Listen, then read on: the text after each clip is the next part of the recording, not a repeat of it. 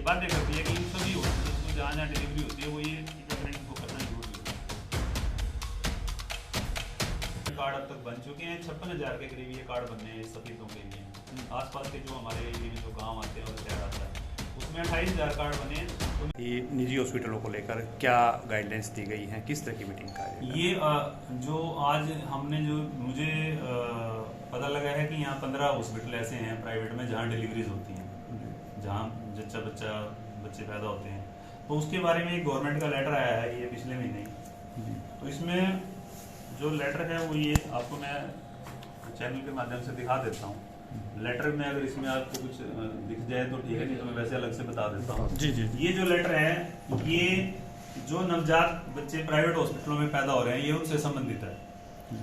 पहले क्या होता था कि जहां भी प्राइवेट हॉस्पिटल में डिलीवरी होती थी माँ का इलाज तो सारे करते थे, बच्चे को इलाज अगर किसी को कोई बीमारी है तो उसके अकॉर्डिंगली इलाज होता था। लेकिन ये जो लेटर है गवर्नमेंट का ये बच्चों के टीकाकरण से संबंधित है।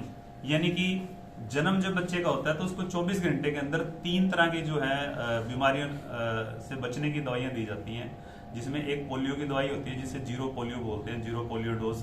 पोलियो की दवाई उसको पिलाना जरूरी होता है, ये पहला है। दूसरा टीका होता है बीसीजी का जो कि टीबी की बीमारी के प्रति जो है प्रतिरक्षण पैदा करता है। और तीसरा टीका होता है हेपेटाइटिस बी का।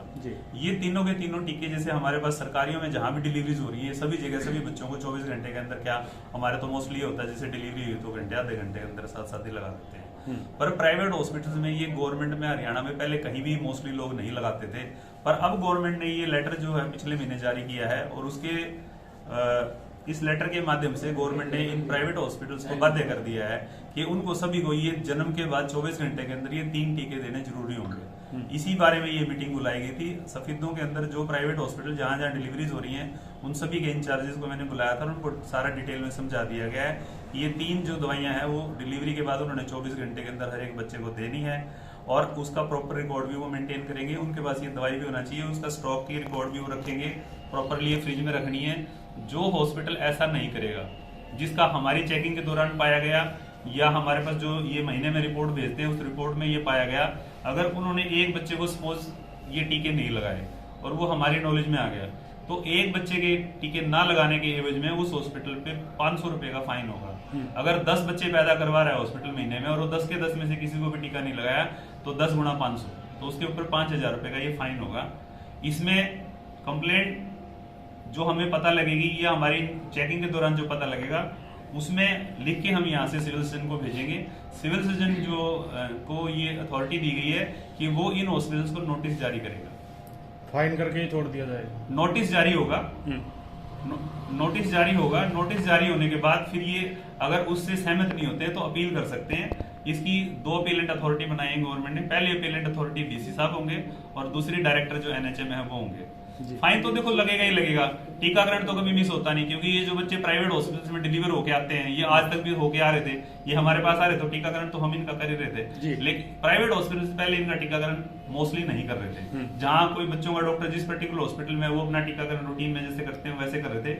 लेकिन इस लेटर के माध्यम से गवर्नमेंट ने इनको ये बाध्य कर दिया कि इन सभी हॉस्पिटल्स को जहां जहां डिलीवरी होती है वो ये टीकाकरण इनको करना जरूरी होगा।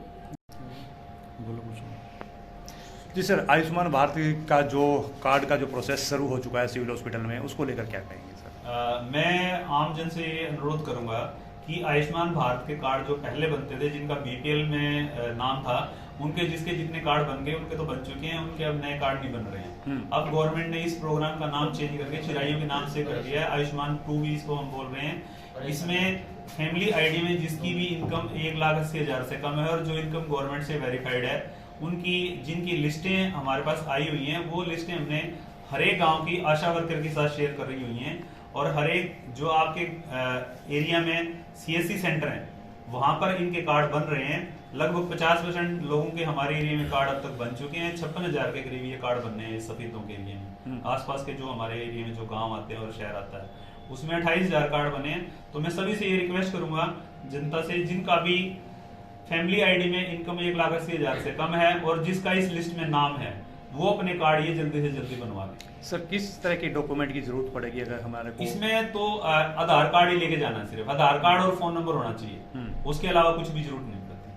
आपका आधार कार्ड फोन नंबर के साथ लिंक्ड होता है, आधार कार्ड लेके जाओ, सीएससी सेंटर में आप आधार कार्ड के हिसाब से, अपने फोन नंबर के हिसाब से भी चेक करवा सकते हैं। और अगर ये चीज नहीं है तो आप अपने गांव का नाम डलवा के भी और फोन नंबर डलवा के भी चेक करवा सकते हैं कि उस लिस्ट में आपका नाम है या नहीं है। और जिसका नाम है वो फैमिली का, उनका सभी का ही बनना है, तो सभी के सभी बनो। फिलहाल सिविल हॉस्पिटल में के अंदर ये आयुष्मान ये कार्ड आयुष्मान बन रहे कार्ड हमारे हैं, यहाँ क्या ये- गांव के अंदर भी इस तरह के कोई कैंप आयोजित किए जाएंगे? हमारे सिविल हॉस्पिटल में तो कार्ड डेली बनते हैं, जो शहर के लोग हैं वो यहाँ पे आते हैं, बनवाते हैं। इसके अलावा गांव में सीएससी सेंटर हर जगह ही है, तो हर एक सीएससी सेंटर में ये कार्ड बन रहे हैं। किसी को यहाँ गांव से शहर में आने की जरूरत नहीं है, वो अपने नजदीक जो भी सीएससी सेंटर है वहां जाए, अपनी चेकिंग करवाए कि उसका नाम लिस्ट में है, और जिसका भी नाम लिस्ट में है वो अपने कार्ड जल्दी से जल्दी बनवाए। फ्री ऑफ कॉस्ट चल रहा है सर, अगर सीएससी की बात करें? फ्री ऑफ कॉस्ट है कार्ड।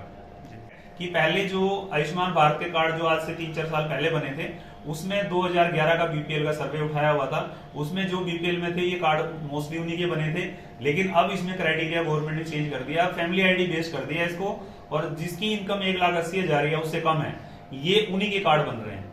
उनका ही नाम इसमें आया हुआ है जिनकी इनकम गवर्नमेंट के द्वारा वेरीफाइड है। कई सारे इसमें ऐसे भी लोग हैं जिनकी फैमिली इनकम तो फैमिली आईडी में 1,80,000 से कम है, पर वो वेरीफाइड जिसकी नहीं है, उसका लिस्ट में नाम नहीं है, तो उसका कार्ड नहीं बनेगा। जी जी ठीक।